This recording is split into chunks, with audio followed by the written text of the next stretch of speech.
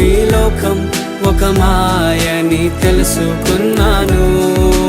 ఏది నా సొంతం కాదనుకున్నాను.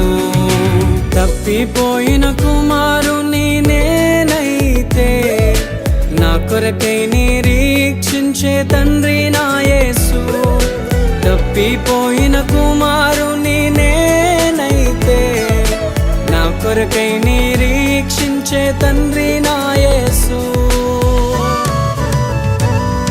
ఈ లోకమంతా నేను వెతకినా నాకు లేదయ్యా ఎక్కడా ఆనందం. నీ సన్నిధిలో ఒక్క